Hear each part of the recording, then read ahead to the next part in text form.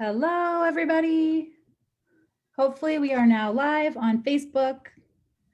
I am Julie Flygar. I'm the president and CEO of Project Sleep, and I'm here with Katy. Say hi, Katy. Hi, Where are you located? I'm in New Braunfels, Texas. Awesome. So how is it there? I heard there's some snow in Texas It today. did. It snowed today. Yep. It Like, doesn't really stick on the ground though because it's so hot, but it snowed. wow, interesting. It's not snowing here in LA, thank goodness. And so we are going to get started with Katy's story. I hope that you guys are so excited as I am. I have known Katy for a very long time, it feels like now. We were just reminiscing back to some of early photos and how young we looked in when we first met.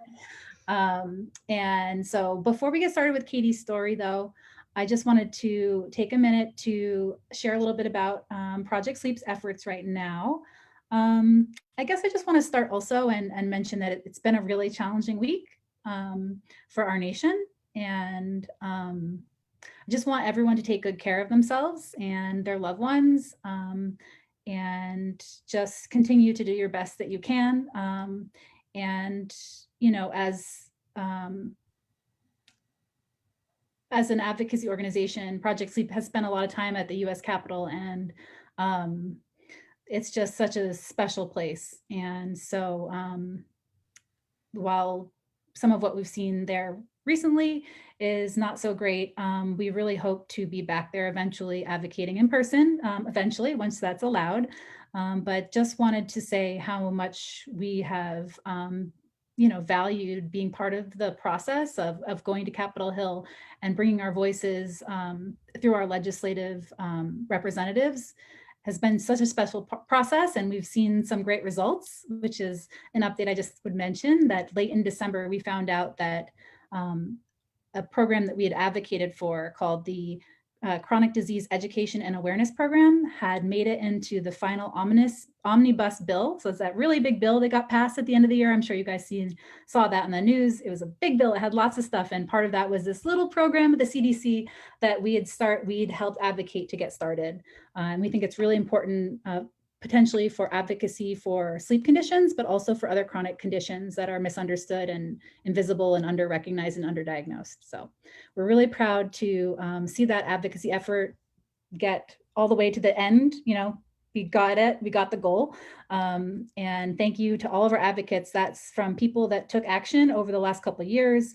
And so we will have another big advocacy action alert in probably February, March. We'll keep you posted on that. And that'll be the next big opportunity to really be reaching out to your representatives and asking them to take our priorities under consideration as the sleep health and sleep disorders community.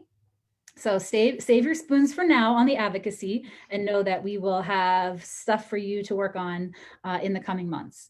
And then one other announcement very quickly is we have put out the Jack and Julie Narcolepsy Scholarship application for our 8th year. I cannot believe it. It's been 8 years. Well, this will be our 8th year doing the Jack and Julie Scholarship. We've given out 95 scholarships in 7 years. And this year, we're hoping to give out 25 scholarships to students with narcolepsy or idiopathic hypersomnia. So please check out that announcement and the eligibility criteria on our website. And if you are enjoying hearing Katy's story tonight, we will have an application out in February for our 5th training sessions over the summer for Rising Voices of Narcolepsy program. So that will be coming in the summer. And let me see, is there anything else? I think that's it. Just want to mention before Katy starts with her story that this is a public video.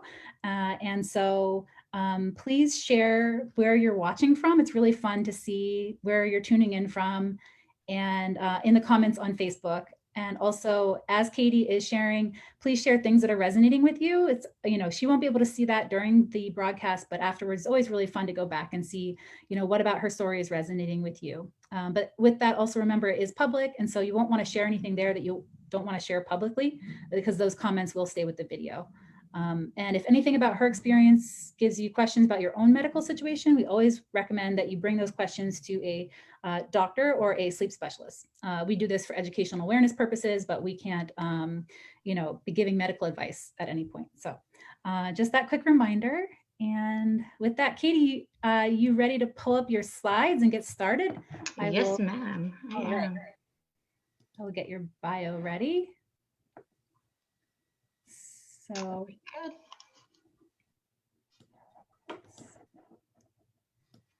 Got it? Okay, great. Katy Roden is a small business owner from New Braunfels, Texas, who loves sports and outdoor adventures. She was diagnosed with narcolepsy at the age of 18 and wants to share her story to improve the public's understanding of this neurological condition. As a speaker with Project Sleep's Rising Voices of Narcolepsy program, she will share her experience from symptom onset to diagnosis and life with narcolepsy. Katy hopes everyone will come away from her presentation with a better understanding of this silent and often misunderstood disorder. So it is my huge pleasure to introduce my friend and Rising Voices advocate, Katy. Take it away. Well, thank you so much for the introduction, Julie. I know I appreciate everything that you're doing in the sleep world. You're just absolutely amazing. I'm really excited about sharing my story with all of you today. So if you have any questions, please feel free to ask. I'll be happy to answer any questions at the end. So I was born in Garswood, England, which is a little village between Liverpool and Manchester. And I moved to Houston, Texas in elementary school with my family. This picture on the left is a picture of my big brother and I. We're really close. That was one of our first days at school. And we always felt a little bit different from everyone else, just being from a different country. And I remember we would go home from school and practice fake American accents so that we could fit in at school. But we come from a really, really loving and supportive family. This is my family here on the right there, just my everything. And look, I'm tearing up. I love them so much. But we come from a really active and sports-oriented family. I was involved in a lot of sports from a young age, including snowboarding, taekwondo, squash, tennis, sailing, gymnastics, to name a few. But by far, my favorite sport was cheerleading. So the summer before I moved away to college, I worked as a lifeguard at a local swimming pool.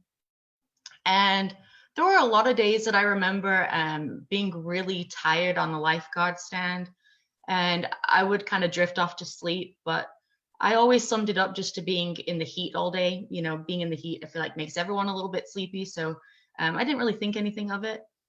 But there was one day in particular that there weren't a lot of people at the pool. So I pulled up a chair next to the pool. And I was chatting with a family who I had come to know really well. It was a father and his two kids. And the mom had just given birth to a newborn baby. And she hadn't seen her family since giving birth. So she came into the pool area and walked up to me and handed me the tiniest newborn baby I had ever seen. And as I looked down at this baby, I mean, she was just so beautiful. All of the muscles in my body I could feel kind of went limp. And it started with my leg muscles, but I was sitting in a chair, so I didn't really notice. But I do think, you know, had I been standing, I would have dropped the baby. So really thankful I was sitting. But the muscle weakness kind of went up my body, and my upper body started doing this kind of slouching motion. And then the muscles in my face started twitching, and I completely lost muscle tone in my face.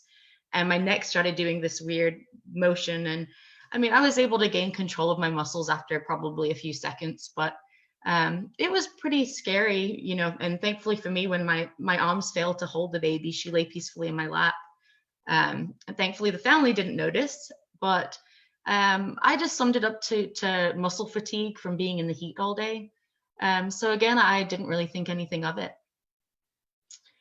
My brother and I, we were a year younger than all of our classmates because we skipped a grade when we moved over from England. So I was only 17 years old when I graduated high school. I had a lot of options for university, but I decided on Texas State University in San Marcos, Texas, primarily because my big brother went there and I really missed him, but also because I heard they had a really great cheerleading team. So I tried out for the cheerleading team. and I made it, and I was accepted into the psychology program at Texas State in the fall of 2003. Thankfully for me, a really good friend of mine from the high school cheerleading team, that this is a picture of her and I on the bottom right.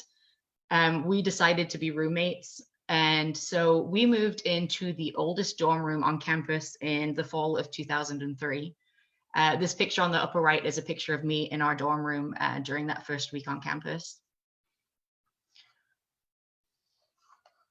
It was that first semester of college, at the age of 17, in my dorm room, that I was first visited by demons. I was alone in my bed, warm beneath my sheets, and I could feel her warm breath on my face. Her feeble, clammy fingers were crawling at my skin.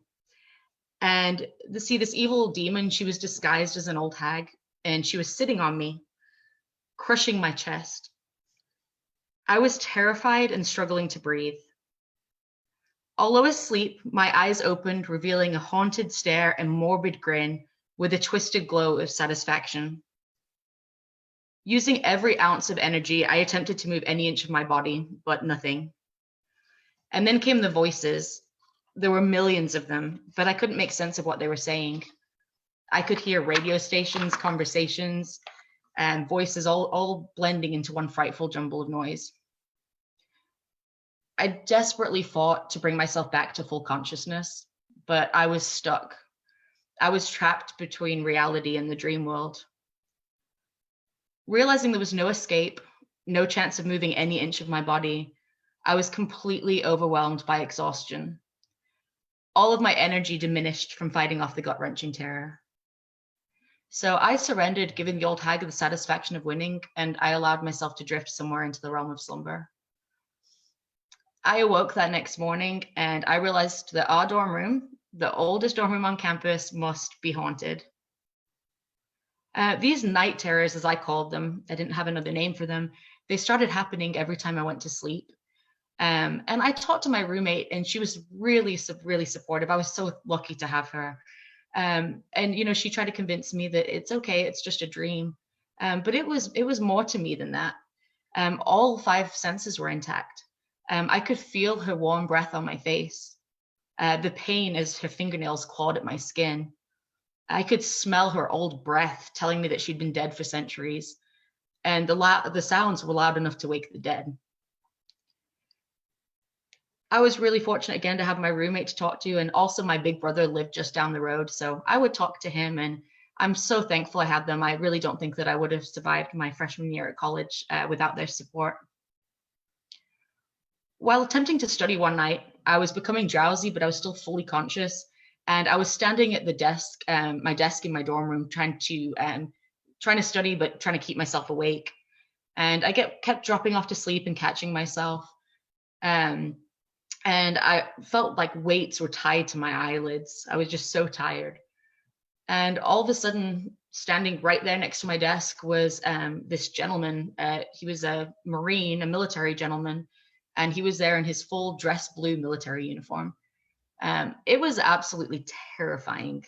The detail was absolutely incredible. I can still see him to this day with his shiny buttons all the way down his neatly pressed uniform and this sad, traumatic look in his eyes.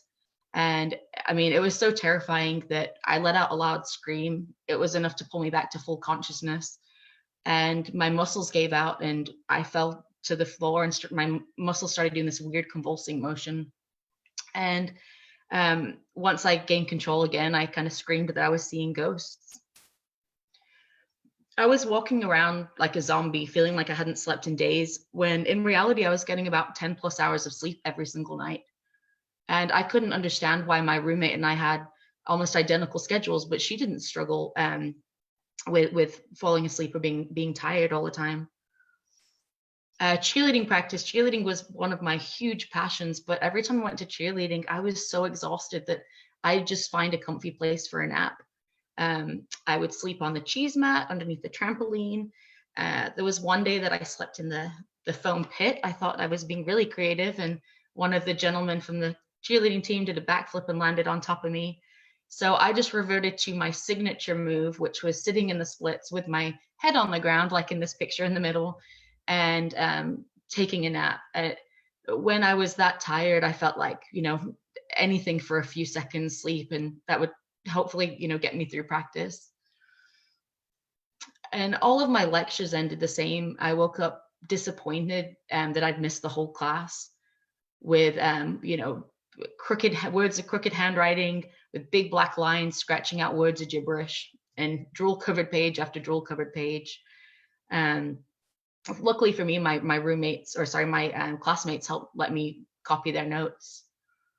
And when I'd wake up in class, I often felt trapped between reality and the dream world. And I would try to pull myself back to full consciousness. And I would know sometimes that it was the end of class and I had to wake up. And it was a struggle, and I would be exhausted. I'd fight myself back to full consciousness. And then my muscles again would do this weird convulsing motion. And it felt and it looked probably like I was having a seizure in class. And it was definitely very noticeable, and it was extremely embarrassing. It was about the time that I started being sexually assaulted every night by evil demons that I decided that it was really time to seek help. Every time I went to sleep, I'd be taunted by sexual behavior. And there was one night in particular, just as an example, that my roommate and I were in our dorm room. And I remember thinking that this maintenance man had come and knocked on our door, and he was there to change the fire alarm. And I tried screaming to my roommate to tell her not to let him in because I knew what was going to happen. And he came up to the foot of my bed and he took advantage of me, and I could feel absolutely everything. It felt so real to me. It felt so real to me that I actually started videoing myself to prove that it wasn't happening. So at that time, I decided it was time to seek medical help. But I didn't really want to call the doctor and tell her what was going on, or tell her I was being visited by evil demons every night, because I figured that they would probably refer me to a psychiatrist. And I mean, honestly, at that point, I was starting to question my own mental well-being. So I made an appointment at the student health center based solely upon my drowsiness. And I went, I had blood tests taken, all came back negative, but they referred me to my neurologist. I went to the neurologist, I had a CAT scan, more blood tests taken, all came back negative. So at that point, I decided I would go back to Houston to see my primary healthcare physician. I'd always been a really healthy kid growing up, and he knew that I had to be close to my deathbed to pay him a visit. So when I went to this physician, I was really fortunate that he was good friends with a sleep specialist who had visited his practice just the week prior and handed out business cards to his sleep practice in Houston. So although the doctor couldn't help me, he pointed me directly where I needed to go.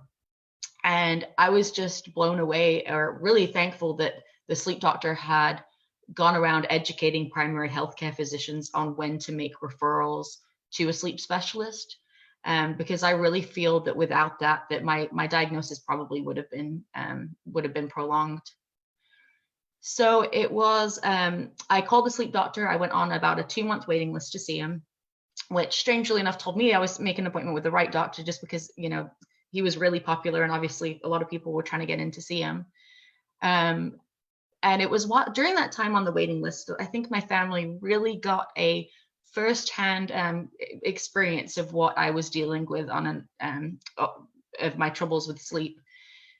We took a trip to the Rockies. We went to Keystone, Colorado that Christmas, and I slept the entire 2-3 day drive. I was so exhausted.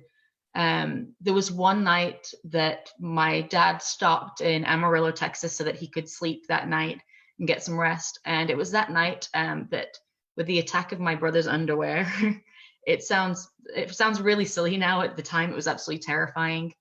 But we were in this small hotel room in Amarillo, and I saw a terrifying ghost when I went to sleep, and I woke up screaming. And so my parents woke up, my brother woke up, and tried to figure out what was going on. And when my brother asked me to describe my ghost, I described what was his he pointed over to where his underwear was draped over this chair, and it was just a way less imaginative version of my ghost.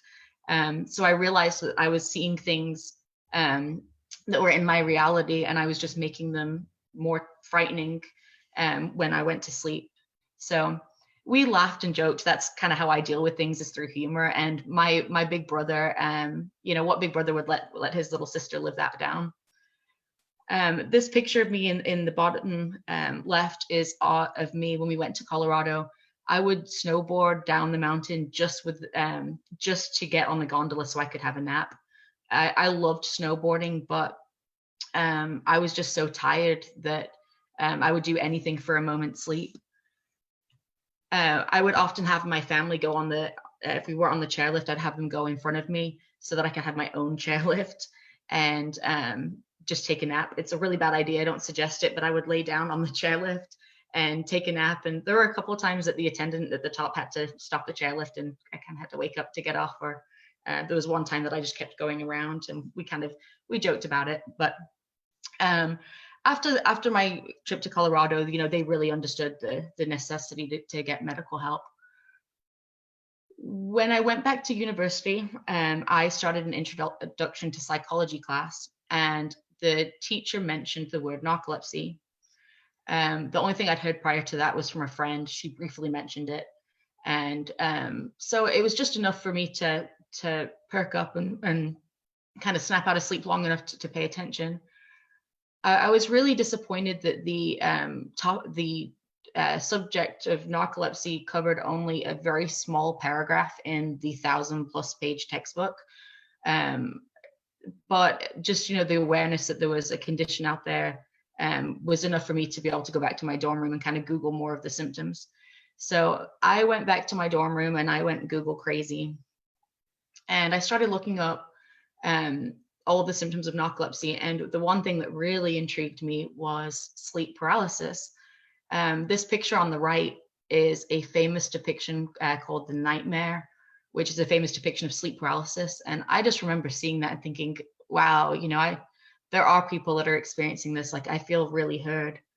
And it was just amazing to me that people across, all different time periods, all different cultures, and before the internet, were describing some of the exact same imagery that I was experiencing when I went to sleep. So that became my thesis later in college, because I was just so blown away by it. But at that time, I printed out this picture to take with me to my sleep doctor, because I figured that he would think I was crazy if I told him what was going on, and which was not the case. But I figured if I could show him, that maybe he would realize that I wasn't the only person in the world experiencing this. So when I Googled the symptoms, I learned that narcolepsy is a chronic neurological disorder that impairs the brain's ability to regulate the sleep-wake cycle. It affects 1 in 2,000 people. That's 200,000 Americans and 3 million people worldwide. Symptoms may vary by person and may include excessive daytime sleepiness, which are periods of extreme sleepiness during the day that feel comparable to how someone without narcolepsy would feel after staying awake for 48 to 72 hours. It turns out that the feelings of extreme exhaustion and napping I was experiencing were a prime example of excessive daytime sleepiness. Another symptom is cataplexy, which is the striking, sudden episodes of muscle weakness, which are usually triggered by strong emotions such as laughter, exhilaration, surprise, or anger. The severity may vary from a slight slackening of the jaw or buckling of the knees to completely falling down. The duration may be for a few seconds to several minutes, and the person remains fully conscious even if unable to speak during the episode.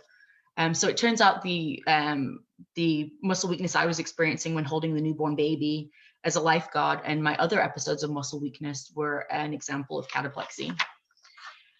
Hypnagogic and hypnopompic hallucinations, which are visual, auditory, or tactile hallucinations upon falling asleep or waking up. These can be frightening and confusing. And sleep paralysis, the inability to move for a few seconds or minutes upon falling asleep or waking up. It's often accompanied by hypnagogic or hypnopompic hallucinations. It's important to know that people without narcolepsy can experience these hallucinations, and sleep paralysis. And in fact, about 1/3 of all people experience these at some point in their lives, but that's usually during periods of high stress or poor sleep. For people with narcolepsy, these are much more frequent and consistent over time. And for me, this is something that I personally still deal with every night, every time I go to sleep.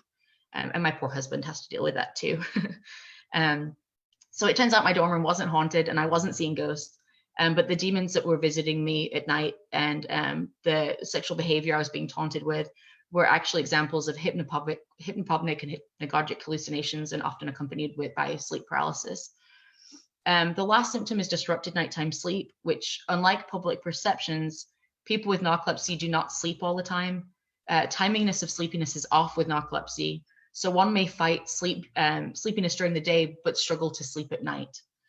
There are two forms of narcolepsy. There is narcolepsy with cataplexy and narcolepsy without cataplexy.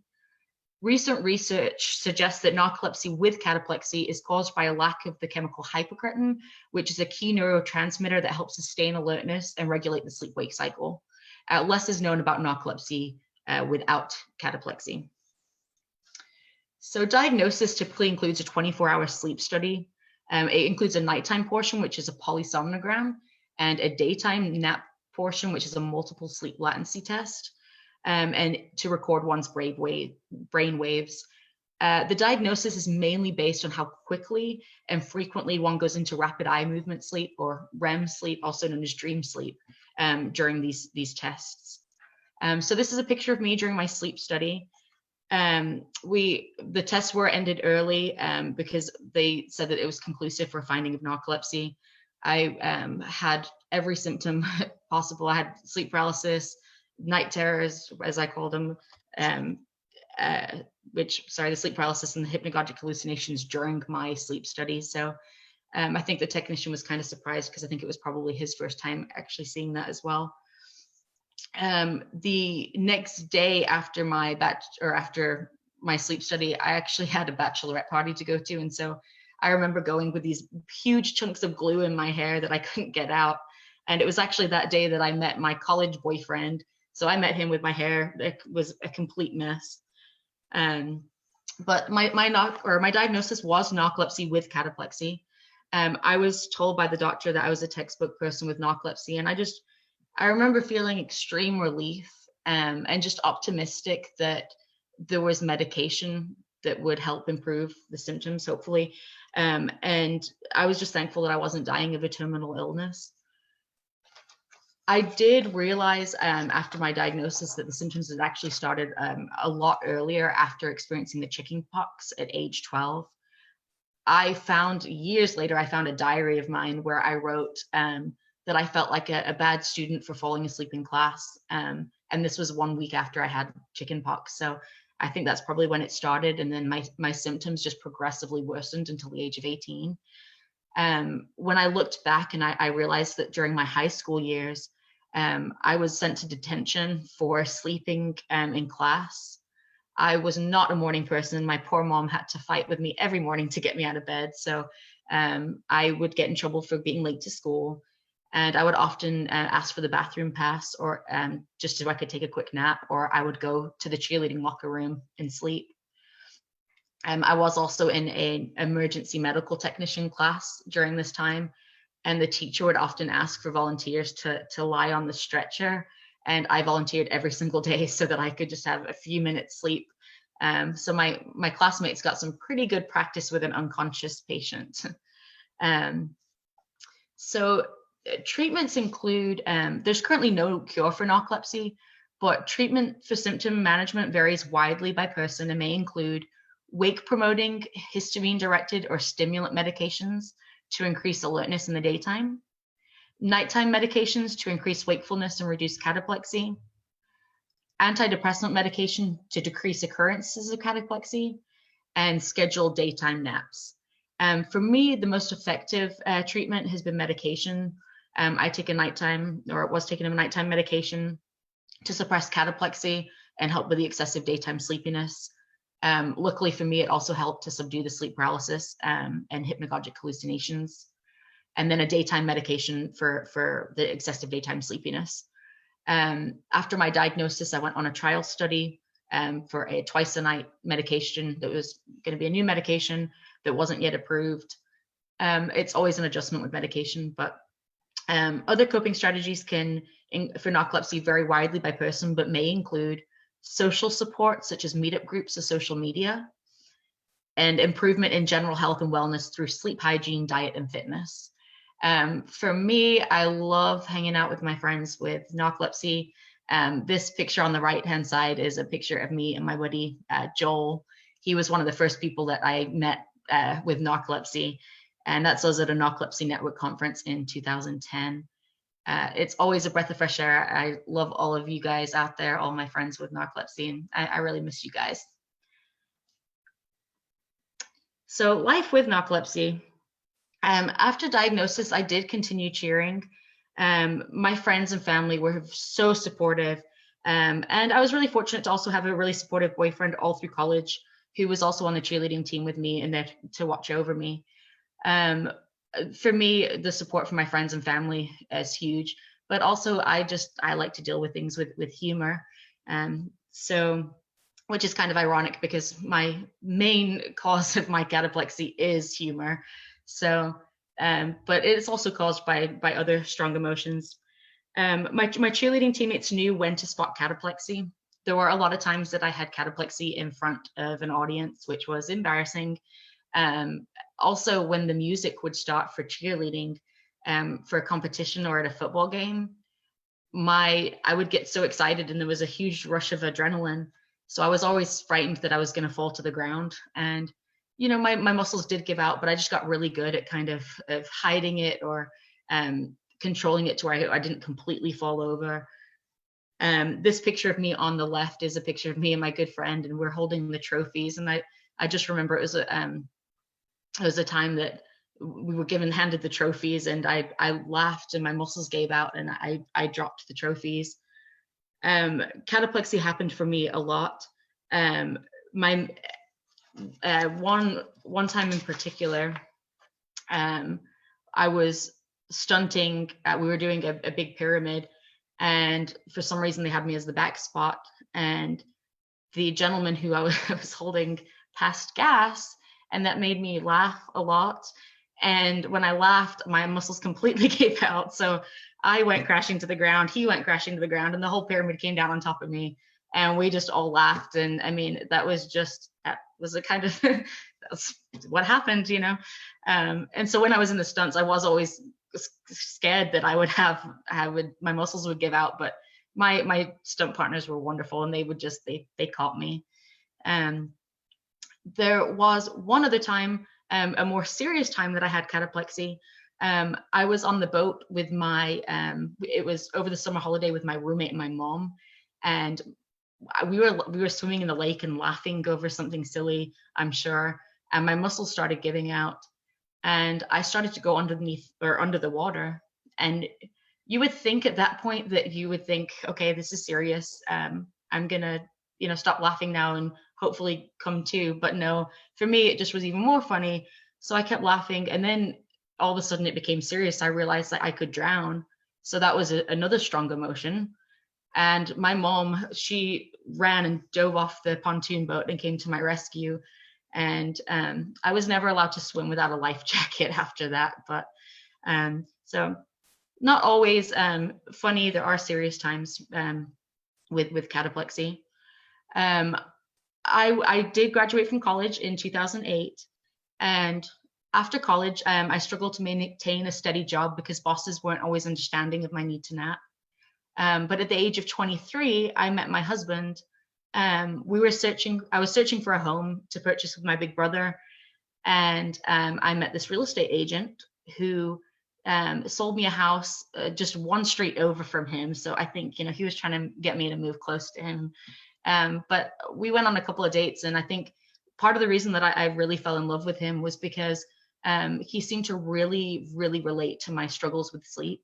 And it was because I later found out that he also had narcolepsy. He would talk to me about these symptoms. And so I actually encouraged him to go and get a sleep study.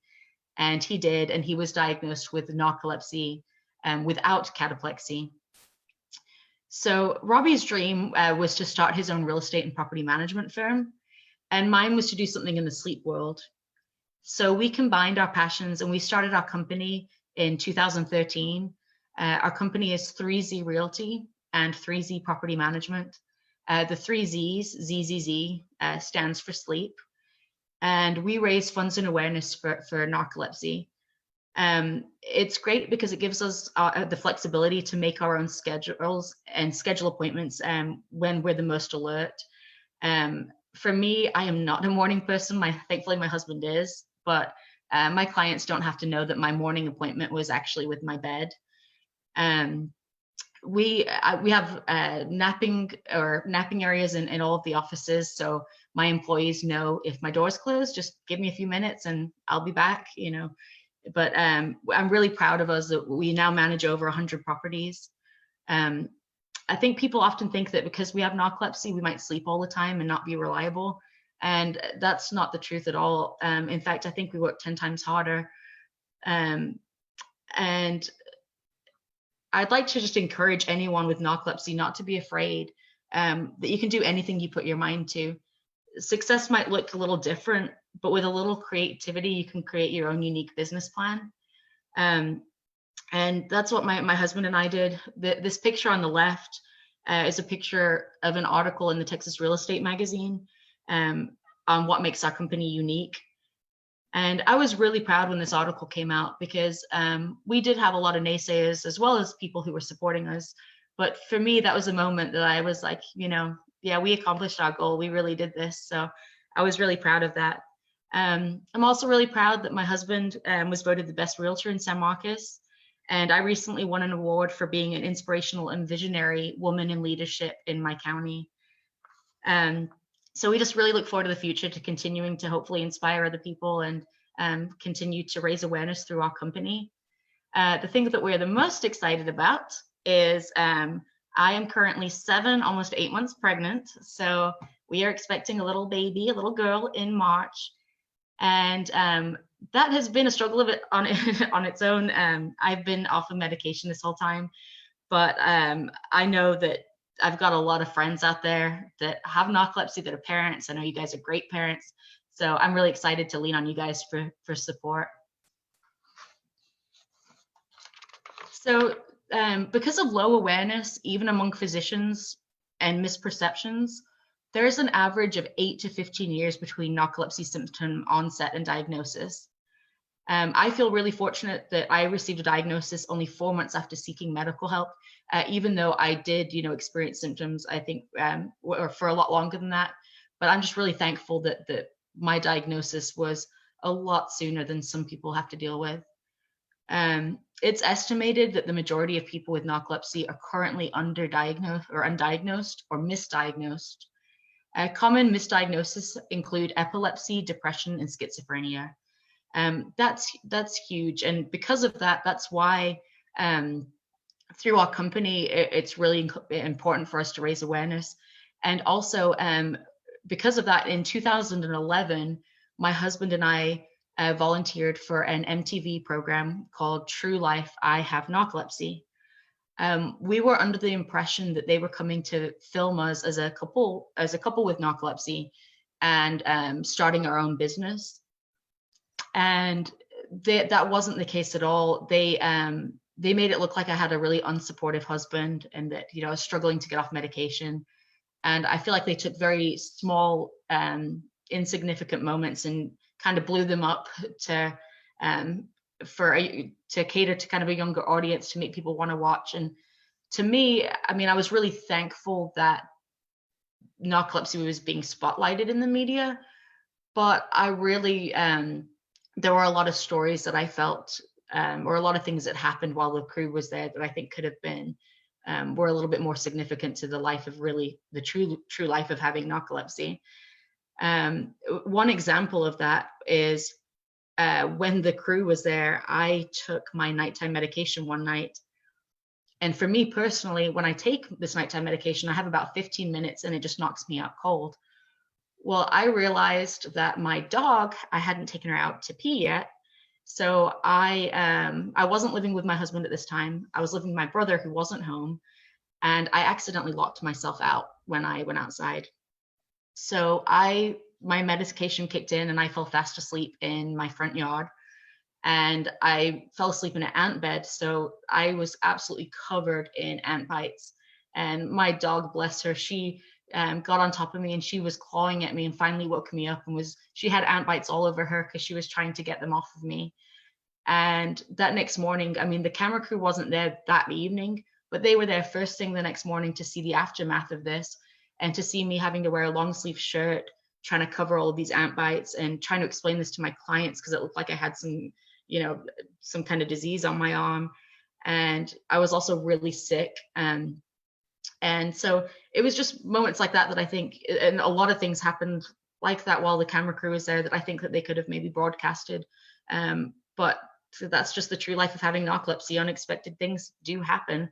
But so I just want to, if you put yourself out there in the media, you are at the mercy of the producer to kind of spotlight things in the way that they find important.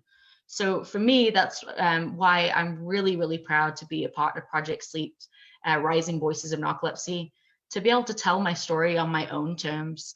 And this photo on the right is of my husband and I. After the MTV television show, we were awarded a Public Awareness Award from the Narcolepsy Network. So having narcolepsy has just made me realize I'm strong and I can do anything I put my mind to. I may not have started my own business without the challenges caused by narcolepsy, and it's just made me a more creative and open-minded person. I've learned not to judge people because everything might look normal on the outside, but we're all struggling our own internal battle. I'm sharing my story today as part of the Rising Voices of Narcolepsy, a program of the nonprofit organization Project Sleep, empowering patient advocates to share their stories and improve understanding of narcolepsy. I hope by sharing my story, it inspires other people with narcolepsy to do the same and piques interest in the medical field to focus more resources on sleep research. Thank you guys so much for your time listening to my story. I really appreciate it. Yay, Katy. Great job. I am clapping on behalf of many other people. Clapping virtually on Facebook. Oh, thank you for going through that whole journey. What a journey. And I think one of the things that is so powerful about your presentation is that those 4 months of looking for answers before you even found a diagnosis sound excruciating. I mean, they sound like really challenging times. Falling asleep on a chairlift, and the, all of the demons. And thank you for bringing it to life. I know it's really difficult, but I just think it's so important to show that that was 4 months, and it makes it almost tangible in a way that we can comprehend. And then to think of many people that are still living right now, going years, possibly with similar symptoms. So yes, thank you so much for sharing. I'm just gonna, please send over your questions for Katy. I have a few, and I just want to mention thank you to everyone who's watching. We have people from Indiana, New York, Texas, of course, we have Texas, and New York, Tennessee. We have someone up in Canada. We have Leah from London tuning in, and someone from Peru, Karina. So this is just amazing. You're reaching people around the world right now. Although, Leah, I think you should be asleep maybe in London. Thank you guys for the support. And just a quick shout out to Liz and Mary Beth. I believe your parents' neighbor. Oh, I love you guys. Thank you. Supportive neighbors. Oh, and Kayla and Myanmar. So you really are on many continents right now. So no pressure. Awesome. So please send over your questions. I will start with just a few. You mentioned doing your thesis about, having connection to narcolepsy. Tell us just a little bit more about what you were looking at. That's so neat. Sure. I unfortunately never got to publish my findings, but at that time I spoke with, I believe, Miley Einen, and her husband had done a study on sleep paralysis, and so she was kind of helping guide me through some of that. And the thing that was so amazing to me was that the content of everybody's dreams was so similar that, I mean, I don't know, I'm still just blown away by that. But I had a lot of data that was really hard to put into charts because it was just so many variables.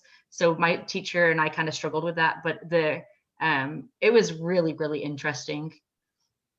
That is so cool. I love when people can, I started doing my big law school paper about narcolepsy stuff too. It just Yeah. became a natural fit of keeping me awake by things that interest me personally. So that's so cool. And then I think you mentioned right before that your mom might have just joined Facebook in order to watch this. Hi, Mom. If she was able to log on, I don't know. She's not very technologically savvy. Sorry, Mom.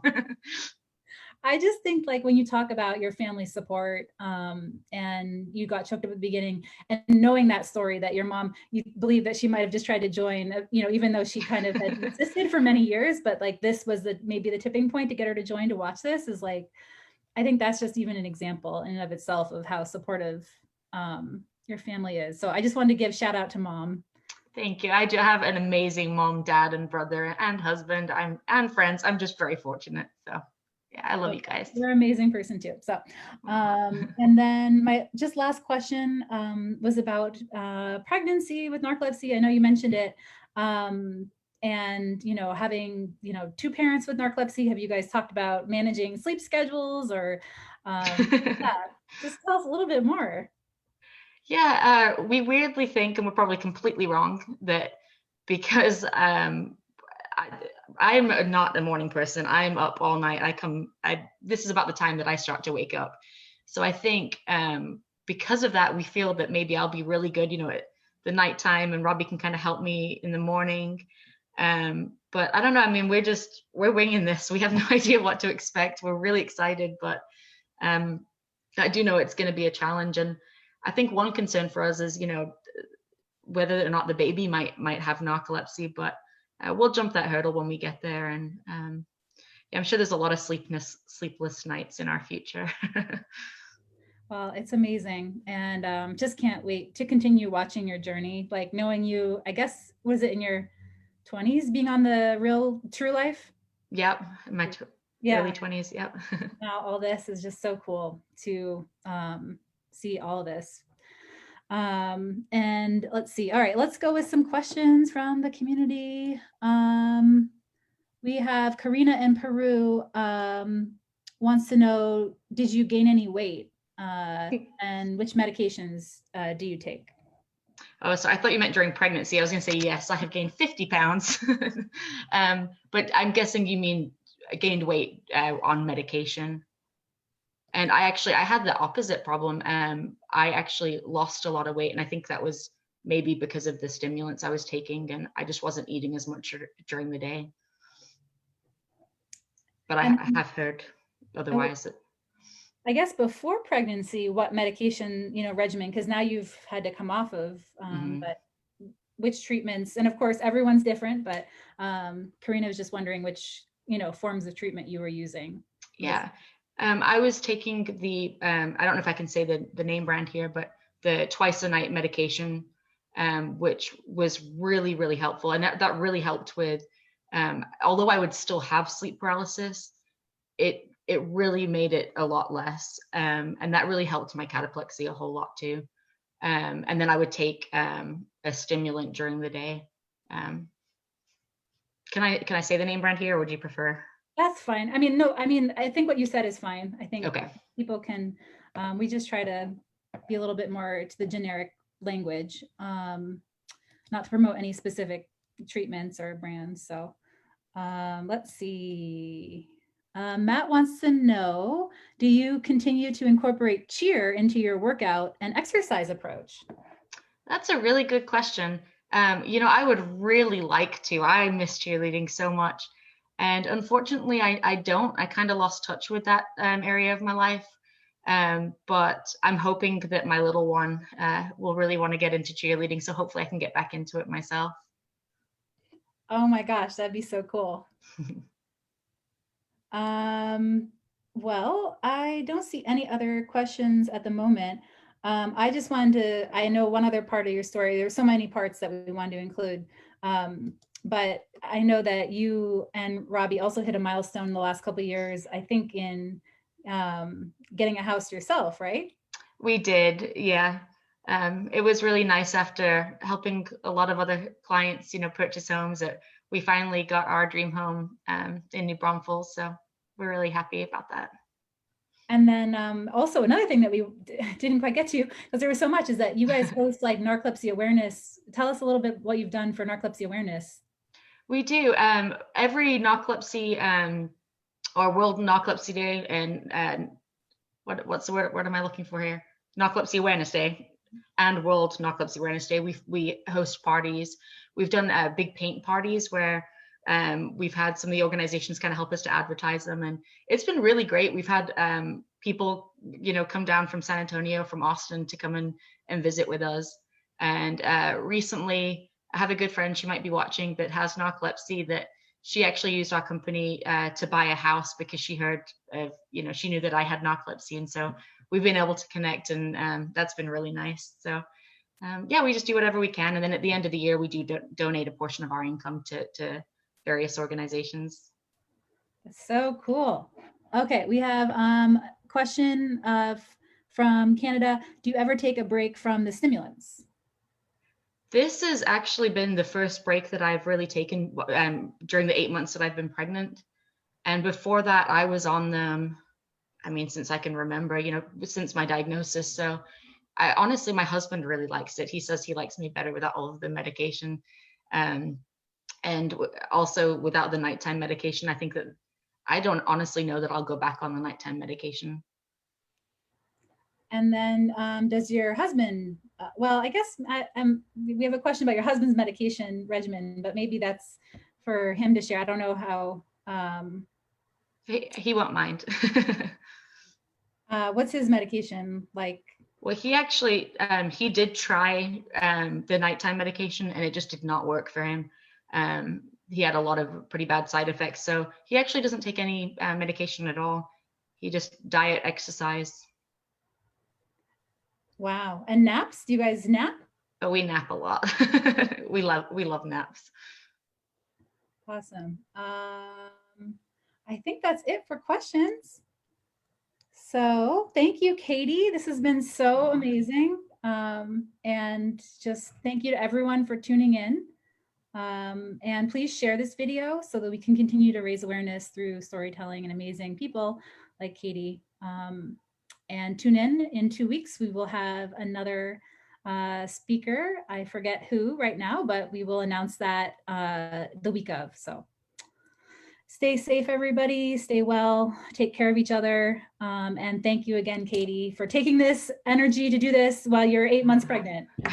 Well, thank you for all you do, Julie. You're absolutely amazing. We appreciate it. Of course. Okay. Bye for now, everybody. Thanks, Katy. Bye, everyone. Thank you guys so much for your support.